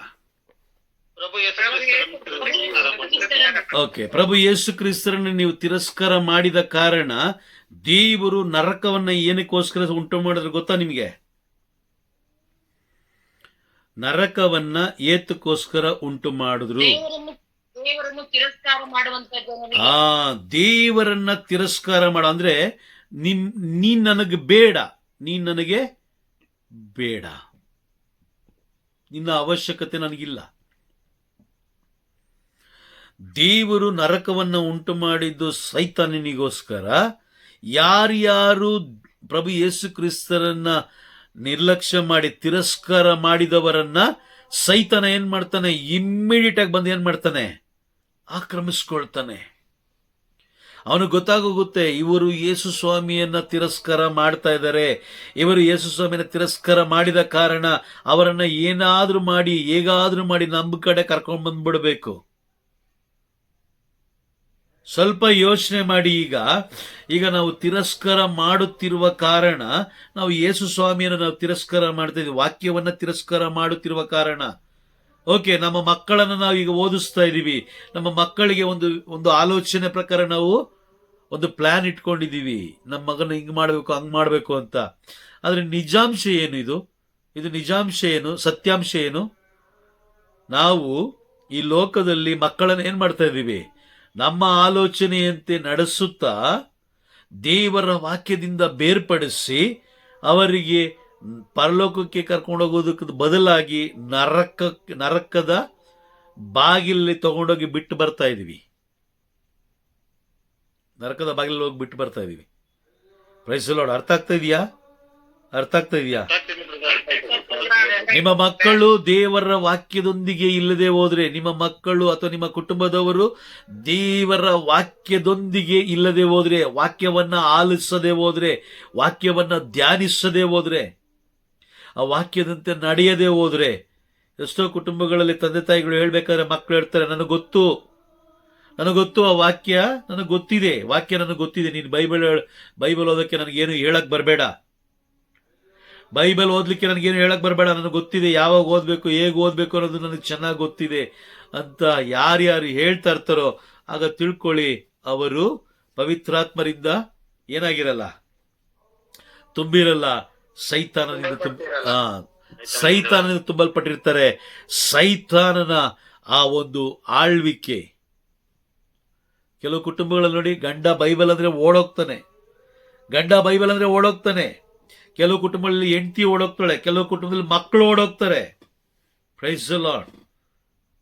ಓಡೋಗ್ತಾರೆ, ದೇವರ ವಾಕ್ಯ ಕಂಡ ತಕ್ಷಣ ಓಡೋಗ್ತಾರೆ. ಇನ್ನು ಬೇರೆ ಯಾವುದಕ್ಕೂ ಬೇಕಾದರೂ ಬೇರೆ ಯಾವುದಕ್ಕೆ ಬೇಕಾದರೂ ಅವರು ಸಿದ್ಧರಾಗ್ತಾರೆ.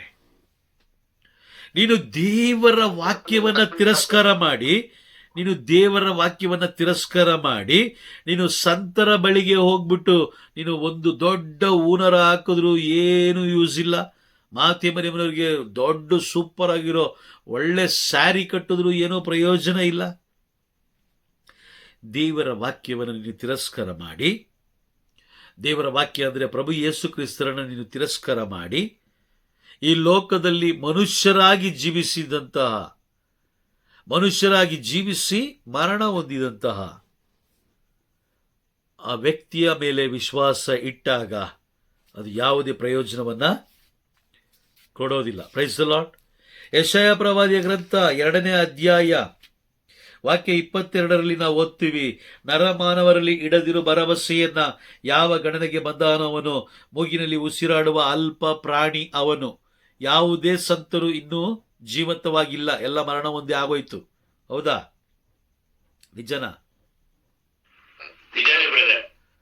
ಈ ಮೂಗಿನಲ್ಲಿ ಉಸಿರಾಡುವ ಅಲ್ಪ ಪ್ರಾಣಿಯ ಮೇಲೆ ನೀನು ಏನ್ ಮಾಡಿ, ನಂಬಿಕೆ ಇಟ್ಟು ಭರವಸೆ ಇಟ್ಟು ನಿನ್ನ ಜೀವನವನ್ನು ನೀನೇ ಹಾಳು ಮಾಡ್ಕೊಳ್ಬೇಕು. ನಿನ್ನ ಭರವಸೆ ಯಾವುದ್ರ ಮೇಲೆ ಇಡಬೇಕು? ದೇವರ ಜೀವವುಳ್ಳ ವಾಕ್ಯದ ಮೇಲೆ ಇರಬೇಕು.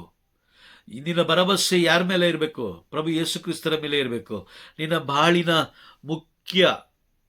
ಮುಖ್ಯ ಪಾತ್ರ ಯಾರ್ದಾಗಿರ್ಬೇಕು? ಪ್ರಭು ಯೇಸು ಕ್ರಿಸ್ತರದೇ ಆಗಿರ್ಬೇಕು. Price the lord. ಹೋಶೇಯ ಪ್ರವಾದಿಯ ಗ್ರಂಥ 12ನೇ ಅಧ್ಯಾಯ ವಾಕ್ಯ 10ರಲ್ಲಿ ನಾವು ಓದೋ ಮುಂಚಿತವಾಗಿಯೇ ಎಚ್ಚರಿಕೆಯ ವಾಕ್ಯಗಳನ್ನ ಪ್ರವಾದಿಗಳ ಮುಖಾಂತರ ಬರೆದಿಟ್ಟಿದ್ದಾರೆ. ಇವತ್ತಿಗೂ ಕೂಡ ವಾಕ್ಯಗಳು ನಮ್ಮಲ್ಲಿ ಮಾತಾಡ್ತಾ ಇದೆಯಾ?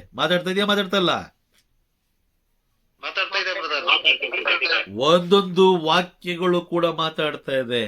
ಯಾವಾಗ ನಾವು ಅದನ್ನು ತಿರಸ್ಕಾರ ಮಾಡ್ತೀವೋ, ಯಾವಾಗ ಅದನ್ನು ನಾವು ತಿರಸ್ಕಾರ ಮಾಡ್ತಾ ಇರ್ತೀವೋ ಅಷ್ಟು ವಿನಾಶದ ಮಾರ್ಗದಲ್ಲಿ ಇರ್ತೀವಿ. ಈಗ ಸ್ವಲ್ಪ ನಿಮ್ಮ ಕುಟುಂಬದ ಬಗ್ಗೆನೇ ಯೋಚನೆ ಮಾಡಿ, ನಿಮ್ಮ ಮಕ್ಕಳ ಬಗ್ಗೆನೇ ಯೋಚನೆ ಮಾಡಿ. ಎಷ್ಟು ಬಾರಿ ಅವರು ಬೈಬಲ್ ಓದ್ತಾರೆ? ಎಷ್ಟು ಸಮಯ ಬೈಬಲ್ ಓದ್ತಾರೆ? ಎಷ್ಟು ಸಮಯಗಳ ಕಾಲ ದೇವರ ಜೀವವುಳ್ಳ ವಾಕ್ಯದೊಂದಿಗೆ ಅವರು ಅನ್ಯೋನ್ಯವಾಗಿರ್ತಾರೆ? ಎಷ್ಟು ಸಮಯ ಅವರು ದೇವರ ವಾಕ್ಯಗಳನ್ನು ಬರ್ಕೊಳ್ತಾ ಇರ್ತಾರೆ? ಅರ್ಥ ಆಗ್ತಿದ್ಯಾ? ಎಸ್. ಇನ್ ಕೇಸ್ ಏನಾದರೂ ಅವರು ದೇವರ ವಾಕ್ಯ ಓದಲಿಲ್ಲ ಅಥವಾ ದೇವರ ವಾಕ್ಯಕ್ಕೆ ಮಹತ್ವ ಕೊಳ್ಳಿಲ್ಲ, ದೇವರ ವಾಕ್ಯಕ್ಕೆ ಸ್ಥಾನ ಕೊಳ್ಳಿಲ್ಲ ಅಂತ ಹೇಳಿದ್ರೆ ಈ ಲೋಕದಲ್ಲಿ ಅವನು ಎಂಥ ಬ್ಯೂಟಿಫುಲ್ ಸ್ಟಾರ್ ಆಗಿದ್ರು ಸರಿನೇ, ಎಷ್ಟೇ ದೊಡ್ಡ ಶ್ರೀಮಂತನಾಗಿದ್ರು ಸರಿನೇ, ಎಷ್ಟೇ ದೊಡ್ಡ ಬಾಡಿ ಬಿಲ್ಡರ್ ಆಗಿದ್ರು ನರಕಕ್ಕೆ ಪಾಲುಗಾರನಾಗಬೇಕು. ಗೋಲಿಯಾತ ಎಷ್ಟು ದೊಡ್ಡ ವ್ಯಕ್ತಿ ಅಲ್ವಾ? 52 ವಾಕ್ಯ ಸ್ಪಷ್ಟವಾಗಿ ಹೇಳುತ್ತೆ. ಆತನ ಆ ಶರೀರದ ವಿವರಣೆ ನೀನು ನೋಡಬೇಕು. ಶರೀರದ ವಿವರಣೆ ನೀನು ನೋಡಿದಾಗ ಭಯ ಆಗೋಗುತ್ತೆ. Praise the Lord. ಆದರೆ ಅಷ್ಟು ದೊಡ್ಡ ಶರೀರವುಳ್ಳ ವ್ಯಕ್ತಿಯನ್ನ 15 ವರ್ಷದ ಒಬ್ಬ ಹುಡುಗ ಒಡೆದು ಮಲಗಿಸಿ ಆದ್ಮೇಲೆ ಆತನಲ್ಲಿದ್ದಂಥ ಕತ್ತಿಯ ಮುಖಾಂತರನೇ ಆತನನ್ನ ಕೊಲ್ತಾರೆ ಅಂದ್ರೆ ನಂಬ್ತೀರಾ?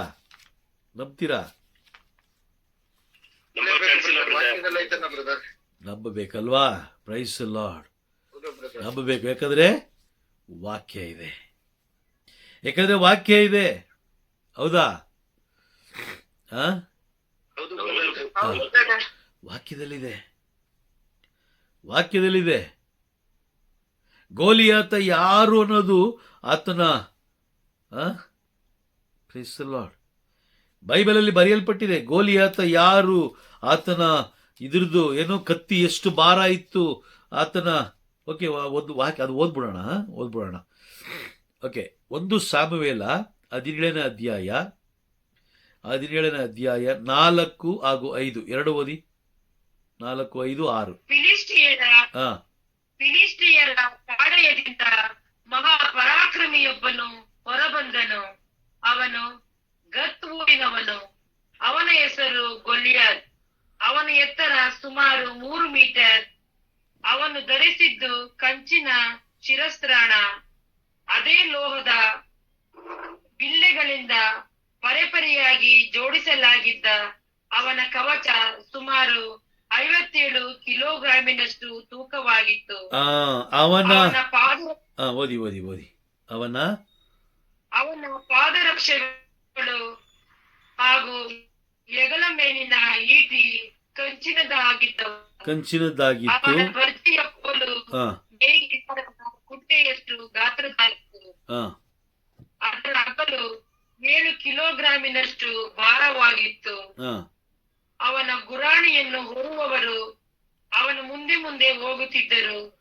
ಗೊಲಿಯಾತನು ಅಲ್ಲೇ ನಿಂತು ಸಾಕು ಸಿಸ್ಟರ್. ಓಕೆ, ಈಗ ಗೋಲಿಯಾತನ ಎತ್ತರ ಎಷ್ಟು? 3 ಮೀಟರ್. 3 ಮೀಟರ್. ಹಾಗಾದ್ರೆ ನಮ್ಮ ಮೀಟರ್ ಎಷ್ಟು? ನಾವೆಷ್ಟು ಮೀಟರ್ ಇದ್ದೀವಿ? ಒಬ್ಬ ಸಾಮಾನ್ಯ ವ್ಯಕ್ತಿ ಎಷ್ಟು ಮೀಟರ್?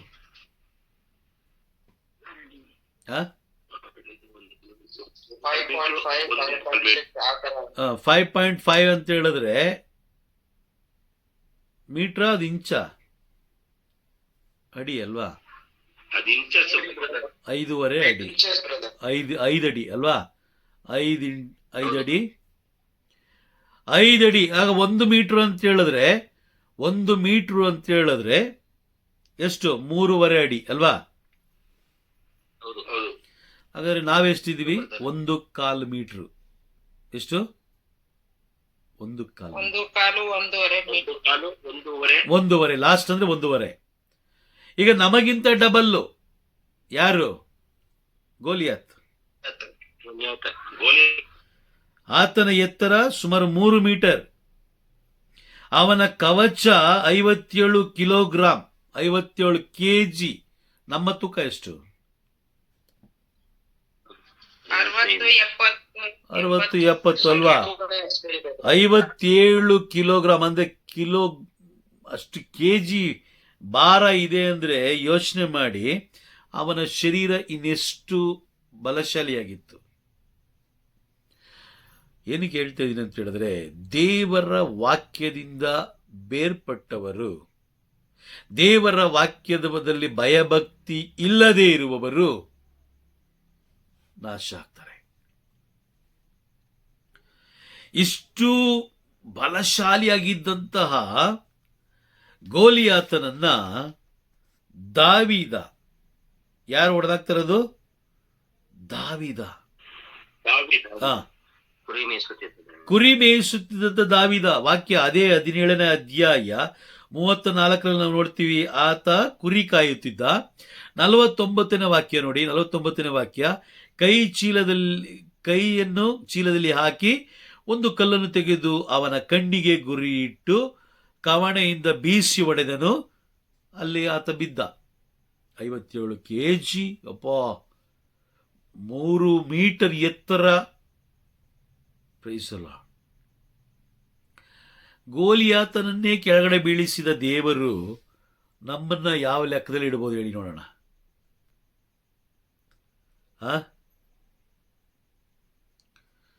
ದೇವರ ವಾಕ್ಯವನ್ನ ಉಲ್ಲಂಘಿಸುವವನು ನಾಶ ಆಗ್ತಾನೆ. ಗೋಲಿಯಾತ ಕೆಳಗಡೆ ಬಿದ್ದಿದ ತಕ್ಷಣ ದಾವೀದ ಓಡಿ ಹೋಗಿ ಅವ್ರ ಮನೆಗೆ ಓಡೋಗಿ ಕತ್ತಿ ತಗೊಂಬಂದು ಕಟ್ ಮಾಡಲಿಲ್ಲ. ಓಡಿ ಹೋಗಿ ಅವರ ಮನೆಗೆ ಹೋಗಿ ಅಥವಾ ಬೇರೆ ಕಡೆ ಹೋಗಿ ಅಥವಾ ರಾಜನ ಆಸ್ಥಾನಕ್ಕೆ ಹೋಗಿ ಕತ್ತಿ ಕೊಡಿ ಬೇಗ, ಆಯುಧ ಕೊಡಿ ನನಗೆ, ಗೋಲಿಯಾತ ಕೆಳಗಡೆ ಬಿದ್ದಾಯ್ತು, ಅವನ ತಲೆ ಕಡಿತೀನಿ ನಾನು ಅಂತ ಹೇಳಿ ಓಡಿ ಹೋಗಿ ಕತ್ತಿ ತಗೊಂಬಂದು ಕಡ್ದ. ಹೌದಾ?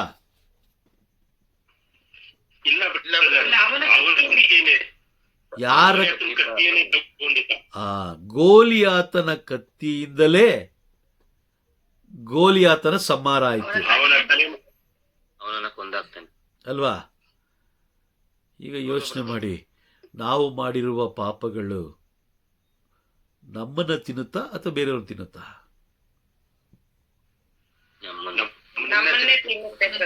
ನಮ್ಮನ್ನೇ ತಿನ್ನುತ್ತೆ. ಅದಕ್ಕೆ ಕಾರಣ ಏನು? ಈಗ ಒಬ್ಬ ವ್ಯಕ್ತಿ ಪಾಪ ಮಾಡಲಿಕ್ಕೆ ಕಾರಣ ಏನು? ದೇವವಾಕ್ಯದಲ್ಲಿ ಭಯಭಕ್ತಿ ಇಲ್ಲ. ದೇವರ ವಾಕ್ಯದಲ್ಲಿ ಭಯಭಕ್ತಿ ಇದ್ದಿದ್ರೆ ಅವನು ಪಾಪ ಮಾಡ್ತಾ ಇದೆ ಅಂತ ನೀವು ಅನ್ಕೊಳ್ತೀರಾ? ಅವನ್ ಪಾಪ ಮಾಡಲ್ಲ. ಯಾಕಂದ್ರೆ ದೇವರ ವಾಕ್ಯಗಳು ಅವನ್ನ ಎಚ್ಚರಿಸ್ತಾ ಇರ್ತವೆ. ನೀನು ಇದು ಮಾಡಬೇಡ, ಇದು ಮಾಡ್ತಾರ ತಪ್ಪು, ಹಿಂಗ್ ಮಾಡಬೇಡ ಅಂತ ಹೇಳಿ ಎಚ್ಚರಿಸ್ತಾ ಇರುತ್ತೆ, ಎಚ್ಚರಿಕೆ ಕೊಡ್ತಾ ಇರುತ್ತೆ. Praise the Lord. ಈಗ ನಾವು ಮಾಡಿರುವಂತ ಅಂದ್ರೆ ದೇವರ ವಾಕ್ಯಕ್ಕೆ ಭಯಭಕ್ತಿ ಇಲ್ಲದೆ ಜೀವಿಸಿದ ದಿನಗಳನ್ನ ಸ್ವಲ್ಪ ನೆನಪಿಗೆ ತಂದುಕೊಳ್ಳಿ. ಈಗಿರುವ ಪರಿಸ್ಥಿತಿ ನೋಡಿ. ಅವತ್ತೇ ದೇವರು ಎಚ್ಚರಿಕೆ ಕೊಟ್ಟರು. ಏನು? ನೀನು ಚೀಟಿ ವ್ಯವಹಾರ ಮಾಡಬೇಡ, ನೀನು ಲಾಸ್ ಆಗಿ ಹೋಗ್ತೀಯ. ಕೆಲವು ವ್ಯಕ್ತಿಗಳ ಮುಖಾಂತರ ಹೇಳಿದ್ರು ನೀನು ಈ ವಾಹನ ತಗೊಳ್ಬೇಡ, ಕೆಲವು ವ್ಯಕ್ತಿಗಳ ಮುಖಾಂತರ ಹೇಳಿದ್ರು ನೀನು ಇವರನ್ನ ಮದುವೆ ಆಗಬೇಡ, ನೀನು ಮದುವೆ ಆದ್ರೂ ಈ ರೀತಿನೇ ಆಗ್ಬೇಕು, ಈ ರೀತಿ ಆಗ್ಬೇಡ, ನೀನು ಈ ಮನೆಯಲ್ಲಿ ವಾಸ ಮಾಡಬೇಡ, ನೀನು ಮಾಡಬೇಕಾಗಿರೋ ಕೆಲಸನ ಅಚ್ಚುಕಟ್ಟಾಗಿ ಮಾಡು. ಹೇಳಲಿಲ್ಲ? ಹೇಳ್ತಾರೆ ಬ್ರದರ್. ಹೇಳಿದ್ರ? ಎಚ್ಚರಿಕೆ ಕೊಟ್ಟಿದ್ರಾ? ಕೊಡ್ತಾರೆ ಬ್ರದರ್. ಅವ್ರು ಎಚ್ಚರಿಕೆ ಕೊಟ್ಟಾಗ ನಾವೇನ್ ಹೇಳ್ದೋ? ಇವನು ಎಲ್ಲೋ ಹೊಟ್ಟೆ ಉರಿ, ನಮ್ಮನ್ನು ಕಂಡ್ರೆ ನಾವು ಚೆನ್ನಾಗಿ ದುಡಿತಾ ಇದೀವಲ್ವ ಅದಕ್ಕೆ ಹೊಟ್ಟೆ ಉರಿ, ನಾವು ಒಳ್ಳೆ ತುಂಬಿದ ಕುಟುಂಬ ಅಲ್ವ ನಮ್ದು, ಅದಕ್ಕೆ ಅವನಿಗೆ ಹೊಟ್ಟೆ ಉರಿ. ನಾವು ಆತರ ಅನ್ಕೊಂಡು ಅಲ್ವಾ? Praise the Lord. ಸ್ವಲ್ಪ ವರ್ಷಗಳಾದ್ಮೇಲೆ ಗೊತ್ತಾಯ್ತು, ನಾವು ವೇದನೆ ಪಡ್ಬೇಕಾದ್ರೆ ಗೊತ್ತಾಯ್ತು, ಅವತ್ತು ನಾನು ಅವನ ಮಾತು ಕೇಳಬೇಕಾಗಿತ್ತು. ಇವತ್ತು ನಾನು ಪರದಾಡ್ತಾ ಇದ್ದೀನಿ, ಆದ್ರೆ ಅವತ್ತು ಅವನು ಹೇಳಿದ ಮಾತು ಕೇಳಬೇಕಾಗಿತ್ತು. Price the lord. ದೇವರು ಮುಂಚಿತವಾಗಿ ಎಚ್ಚರಿಕೆ ಕೊಡ್ತಾರೆ, ಮುನ್ನೆಚ್ಚರಿಕೆ ಕೊಡದೆ ಹಾಗೂ ತನ್ನ ಪರಿಚಾರಕರೊಂದಿಗೆ ಮಾತನಾಡದೆ ಅವರು ಈ ಧರೆಯಲ್ಲಿ ಅಥವಾ ನಮ್ಮ ಜೀವನದಲ್ಲಿ ಯಾವುದೇ ಕೆಲಸ ಕಾರ್ಯಗಳನ್ನು ಅವರು ಮಾಡೋದಿಲ್ಲ.